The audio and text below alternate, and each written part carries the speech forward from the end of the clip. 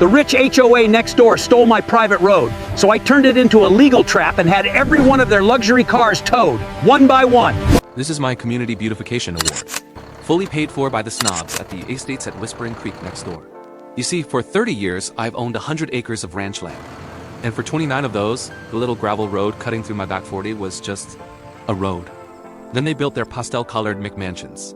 Their new HOA president, a guy named Brad who loves salmon-pink golf palas, showed up at my door. He didn't ask to use my road as a shortcut. Oh no, he informed me it was now theirs. He hands me this letter from their lawyers. Apparently, they'd found an easement ambiguity on some old 1953 county map. A loophole. They were claiming my road was, and always had been, public domain. I told them to get off my property. I came home 2 days later, and this is what I found. They hadn't just paved it, they gated it. They'd stolen my road and locked me out of my own property. Now, I had to take a 20-minute highway detour, while their Mercedes and BMWs zipped through with their fancy little key fobs. I'd see them drive by, waving that smug little thanks neighbor wave. My lawyer said we could fight it, but it would take years and a fortune. The OA had possession. I was furious, but fury. Well, fury makes you read the fine print. Brad and his lawyers had been so clever. They found a loophole to steal the 12-foot wide road, but they hadn't claimed the 50 feet of empty pasture on either side of it.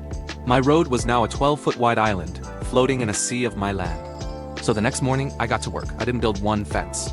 I built two. One on each side of the road, right on my property line.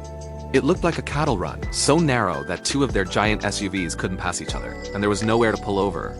Except for my land, so I put up signs, big red signs.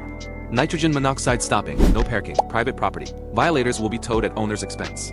And just like clockwork, yep, there's one now. A black Lexus parked right under the sign. I just called my buddy Haas who runs the local tow yard. The impound lot was 40 miles away, with a $750 cash-only fee. The first week, I had 19 cars towed. The HOA went ballistic. Brad showed up, his face the same color as his polo, screaming that I was trapping them. I said, "I'm not trapping you, Brad. You're just trespassing. Now get off my property." By the end of the month, their shortcut was the most expensive traffic jam in the state. Their exclusive entrance was a laughingstock. They sued me, of course. The judge took one look at my property deed, one look at their claim, and one look at my fence. He didn't just throw their case out. He laughed at them.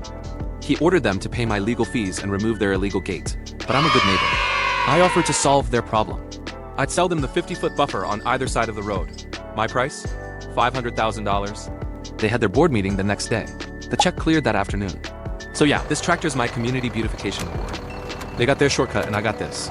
And the sweet knowledge that sometimes, the best fence isn't the one that keeps people out. It's the one that traps them in.